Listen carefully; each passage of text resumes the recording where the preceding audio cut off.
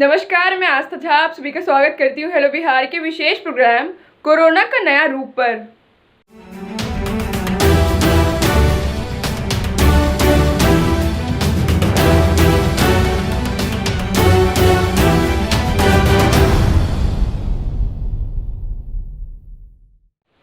Britain में corona virus के नए प्रकार के सामने आने के बाद यह धीरे धीरे पूरी दुनिया में अपना पैर पसार रहा है। लंदन, दक्षिण पूर्व इंग्लैंड और पूर्वी इंग्लैंड, डेनमार्क और ऑस्ट्रेलिया में कोरोना के नए स्ट्रेन सामने आए हैं। वायरस के नए स्ट्रेन से हालात बेकाबू होने के बाद ब्रिटेन के कुछ शहरों में सख्त प्रतिबंध लगाया है। यहाँ अब तक की सबसे सख्त पाबंदियां लगाई गई है।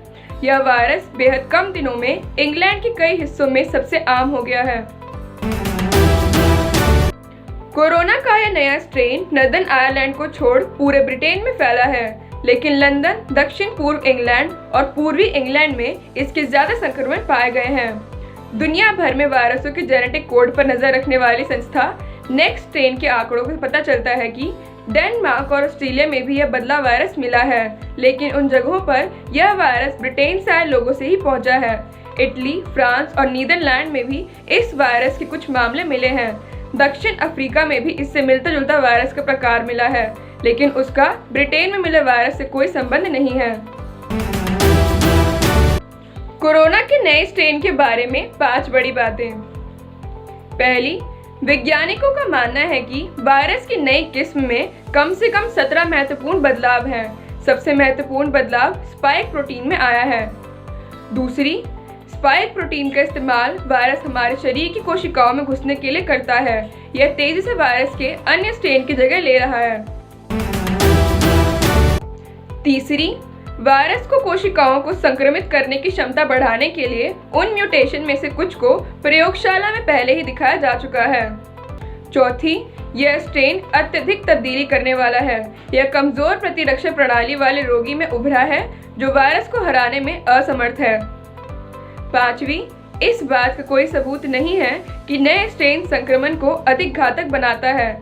विकसित टीका निश्चित रूप से इसके लिए कारगर साबित होगा। वायरस के इस प्रकार को VUI 202012/01 पहचान दी गई है। यह तेजी से महामारी फैला रहा है।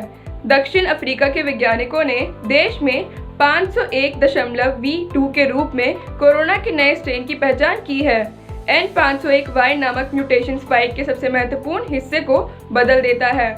सबसे पहले चीन के वुहान में जो कोरोना वायरस मिले थे वो अभी दुनिया में मिल रहे वायरस से अलग है। नए स्ट्रेन का पता सबसे पहले सितंबर 2020 में चला था, लेकिन नवंबर में लंदन में संक्रमण के 1/4 मामलों में इस वायरस से लोग संक्रमित हुए थे। वहीं दिसंबर का मध्य आते आते 2/3 मामलों में संक्रमण की वजह यही स्ट्रेन पाया गया।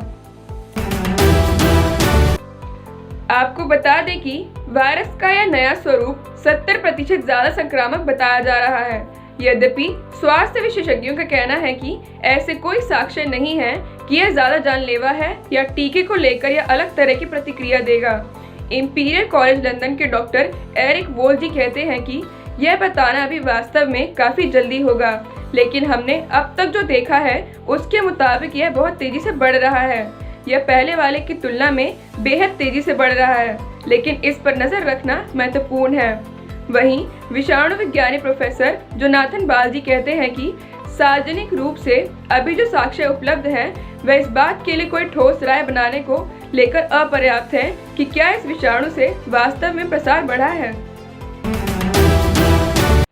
इंग्लैंड के कुछ हिस्सों में कोरोना वायरस के एक नए प्रकार के तेजी से पांव पसारने के बीच Germany, Italy, Belgium, Denmark, Bulgaria, Irish Republic, तुर्की और कनाडा में ब्रिटेन से विमानों की आवाजाही पर रोक लगाने के बाद फ्रांस ने भी ब्रिटेन के लिए अपनी सीमाएं बंद करने का फैसला किया है।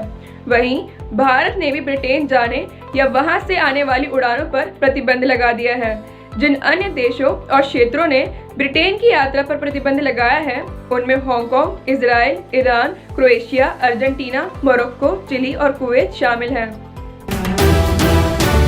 सऊदी अरब ने कोरोना वायरस के एक नए प्रकार के सामने आने और उसके तेजी से बढ़ते मामलों के मद्देनजर अस्थायी रूप से अपनी सभी अंतर्राष्ट्रीय यात्री विमान सेवाएं स्थगित कर दी हैं। देश के गृह मंत्रालय ने कहा कि वायरस की प्रकृति के बारे में चिकित्सा संबंधी जानकारी स्पष्ट होने तक इस एक सप्ताह में उड़ान प्रतिबंध को और बढ़ाया जा सकता है। उसने कहा कि देश के भू और समुद्री बंदरगाह भी बंद रहेंगे। सरकार ने पिछले 3 महीने में यूरोपीय देशों से लौटे सभी लोगों को तत्काल कोविड-19 जांच कराने का आदेश दिया है।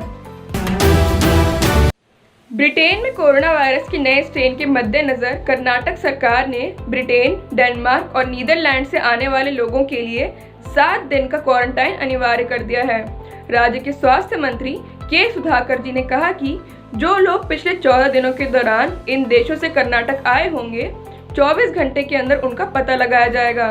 इसके बाद उनका RT-PCR टेस्ट कराया जाएगा। मंत्री ने सोमवार को स्वास्थ्य और परिवार कल्याण विभाग की सलाहकार समिति के साथ बैठक की और इस संबंध में चर्चा की।